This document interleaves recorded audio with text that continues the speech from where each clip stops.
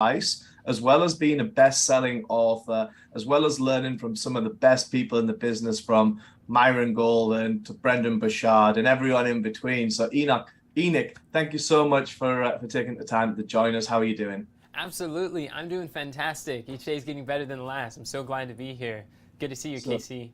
yes, definitely. So we want to do a quick shout out to our sponsors for sponsoring the podcast. We have two of them today. We have Together CFO. So thank you so much for saving high net worth people money on their taxes. And we have Rolls Royce of Pasadena, Rusnek. So thank you so much for sponsoring the podcast and allowing us to bring amazing speakers like Enoch on. So Enoch, for the people who aren't familiar with you and your world, can you share a little bit about what you do and how it works?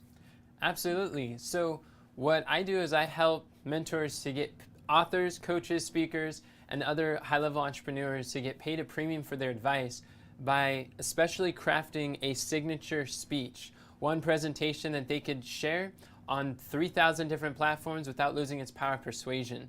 And I do that through the courses, books, and an implementation workshop to really dig deep into your messaging, extracting your signature stories, and being able to share an infinite sales message that just continues to keep giving as a speaker or someone who's getting paid for their advice. Fantastic. So that sounds really cool and very interesting. We will dig into how you got there. But let's kind of back up a little bit because you've been an entrepreneur since you were really young, around 10 years old, That's and right. done many things, both great and some failures along the way. So, kind of let's talk about your journey, some of the struggles, and then how you broke through and really digging into your mindset to get to where you are now, a super successful entrepreneur. Yeah, so like you mentioned, I've been an entrepreneur since I was 10 years old, and I've been fascinated with digital marketing since I was about 12. And there's just something about being able to solve a solution to people's problems and being able to learn how to get that solution to the masses through marketing that has always interested me. And in throughout my journey, I guess it's been about 17 years now, I've had about 15 failed business attempts. Wow. And there was a 16th business attempt that finally was able to take off to become a six-figure family business. And when I look back at those 15 failed attempts, one thing that made the biggest difference between the first 15 and the 16th was really finding a mentor, having a business mentor who's already found their fortune, who is where I want to be, and then learning what they were doing. And once I started to apply those principles that I'm learning from my mentor, that's when things really started to change in my experience.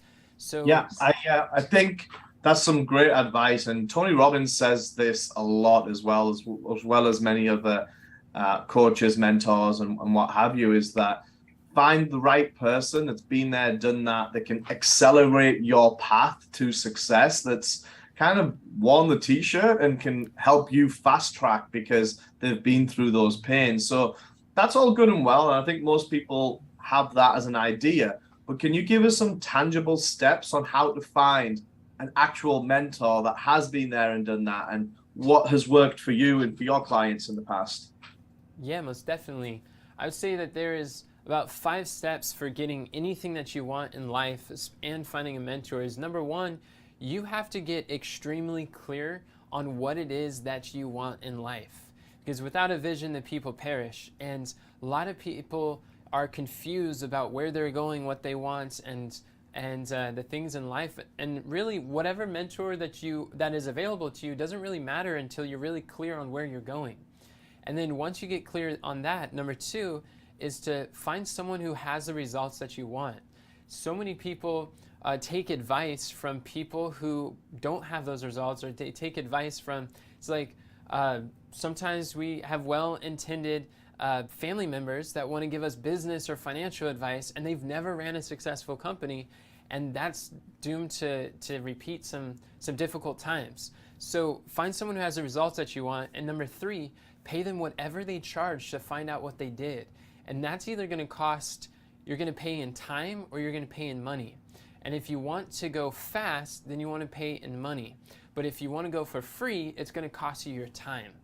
So either way, it's going to cost you something.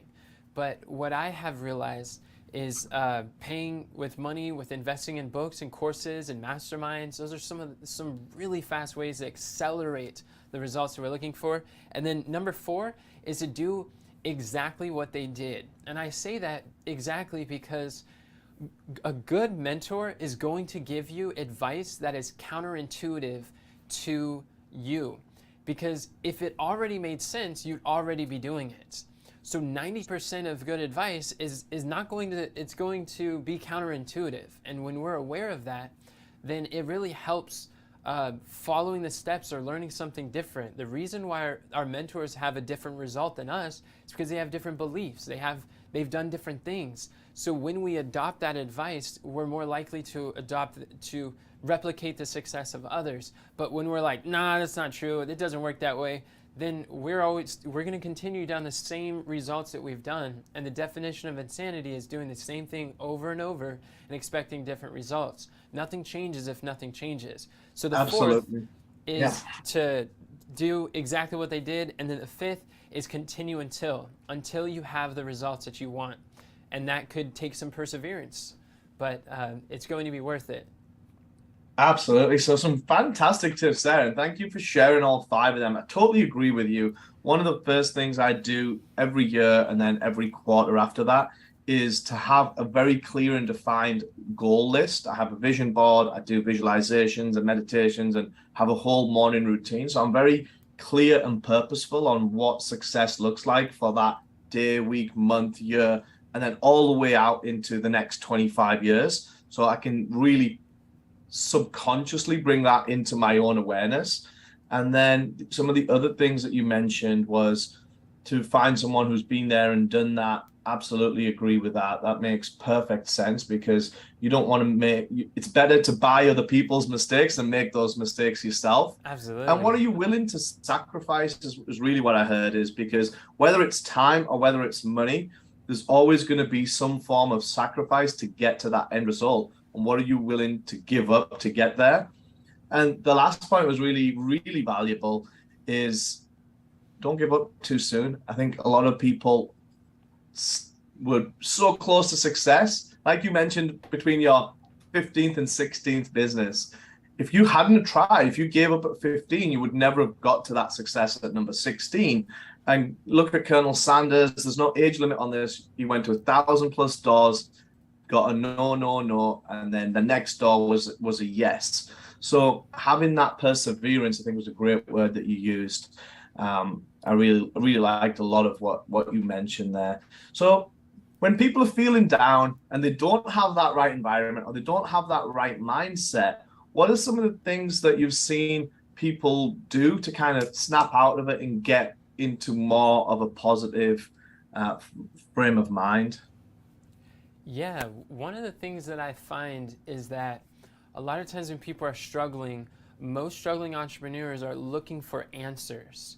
When I find the most successful entrepreneurs are looking for questions, because a lot of times when you find the right question, then it automatically has the answer. And the quality of our life comes down to the quality of the questions that we ask ourselves. So when we change our question, we can change our lives dramatically. And one question that we often ask that leads to really struggling and brings our mindset down in this spiral, it's like, well, what if we could be starting a project or starting a business, or we ask these questions like, what if it doesn't work? What if I do all of this effort and it does not work? But the truth is that all work works. As in Proverbs, it says, in all labor there is profit. So it's impossible for work not to work. There's a work that it does on us, and there's a work that it does for us. And we think that if the work that we're doing doesn't work for us, then it's not working. But that if the work we're doing is not working for us, that means that it's working on us, and we have to allow the work to work on us until we can become the person who can do the thing and have the results. So that's, instead of asking what if it doesn't work, start asking how awesome will this be when it works? And what would you do if you knew that success was inevitable? If you knew that you could not fail, how would you show up in your family, in your business, in the new project? What would you do differently? What would you say? And then go do that. That's some of the changing the question. It's one powerful question that I would suggest to get people out of a rut. That's really, really powerful. And ultimately, what I'm hearing is you're changing the lens and you're asking yourself better questions to put you in a state and you kind of future pacing as if you've already done it and already achieved it. And that's a lot of what I do on a daily basis with my visualizations is how does it feel? What does it smell like? Can I touch it and kind of actually be in that moment where the goal is actually accomplished already? And then it's just a matter of time to catch up from reality to that visualization. So I really like that a lot. So tell us a little bit more about Company 16 and how you got to where you are now. Yeah. So what happened was before I was a poor missionary, homeless, living in my car. And as I was doing some mission work, I met these entrepreneurs that were doing some work over in Washington, D.C. And they were also really mission driven. And as I talked to them, I'm like, how are you able to attract such talented people? How do you have so many different resources? And they explained to me how entrepreneurship taught them so many lessons that were transferable to be able to contribute to causes they care about. And I'm like, wow, I want someone. I started praying that God would send me someone who understood entrepreneurship, who was as like mission driven as I was, and who'd be willing to mentor me and was interested in health. And as I got really clear, like we were saying, describing exactly what I wanted, then I started to be introduced to people who were in the health and wellness space. And one of them showed me how I can start an online health food store. And as I did, he introduced me to some millionaire mentors who started showing me what I can do to start taking off. And as I was starting to grow in my business and building a team and in my communications, then there was people like I had millionaires that were coming to me and like, what are you doing to grow? Like, how are you growing so quickly? And as I started to kind of coach them or just reveal to them my process of what I'm doing, they started telling their friends. They're recording my trainings and going live on their shows. And I'm like, wow, well, maybe there's something to this. Maybe other entrepreneurs would be interested too. So in 2017 is when I started to start coaching other entrepreneurs. And since then, I've been helping them with like writing books and speaking and starting their online businesses. And it's really been a blast because after speaking professionally for about 9 years now, I've been able to travel the nation and internationally, and the lessons, the experiences I've gained have been so rewarding. But now to be able to transfer that, there's nothing like serving entrepreneurs, people who are messengers, who have a message to go impact the world. So it's very rewarding. Really, really interesting. So what I'm taking away from that is you found some mentors, increased your quality of your circle, but ultimately you were adding a lot of value because if they weren't interested, if they didn't like what they heard, they wouldn't share it with their network. And that kind of started the avalanche and the ball rolling, so to speak. And from there, you kicked on into a few similar verticals. But ultimately, if we boil it all down, it's the value that you were adding with, in this example, it was the e-commerce side of things, but then that exploded into having a system and a process that you could help teach people. And then that was helping them get what they wanted, which was engagement, likes, and kind of social media authority, so to speak, as well as being on stages, as well as sharing their message. So Absolutely. all boils down to delivering more value. The more value you offer the marketplace, the more ultimately you're worth as well, right? Most definitely. And I would define an entrepreneur as one who finds and solves a valuable problem. And I say valuable because not every problem pays the same when it's solved. So you want to find a valuable problem that the marketplace defines as valuable. Most entrepreneurs think that one of the biggest mistakes entrepreneurs make is not knowing what business that they're actually in. For instance, if someone's authoring books and writing books, they think they're in the book writing business. But in reality, you're not in the book writing business, you're in the book marketing business. Because it Yeah. doesn't really matter how many books you write if nobody knows that they actually exist. So realizing whatever the product is that we have or the solution, you're not in that solution delivering business, you're in that solution marketing business. And when we understand that all entrepreneurs are marketers, then it starts to really help us to shift our focus to things that really add value in the marketplace. Absolutely. No, that's really, again, back to the lens and how you're viewing things, right? And making sure that you are focused on the right thing and you are seeing things as they are and not worse or not better than they actually are, but taking that on actually. So that's actually a really good segue into talking a little bit about our sponsors, Together CFO, and they actually add a lot of value on how you can save money on taxes. They have a tax calculator on the website, togethercfo.com. We'll put the link below.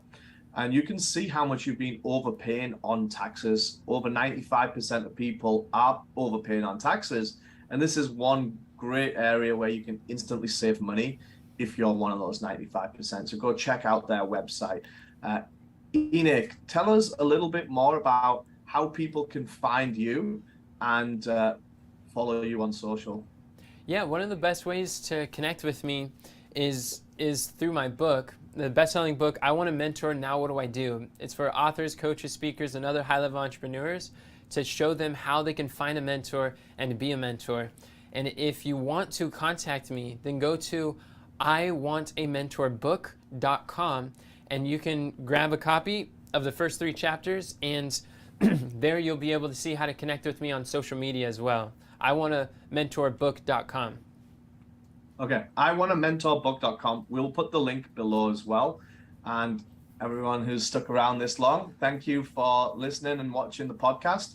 You can link to more podcasts up here or over here if you like what you heard. Enoch, thank you so much for being with us today. Yeah, thank you for having me.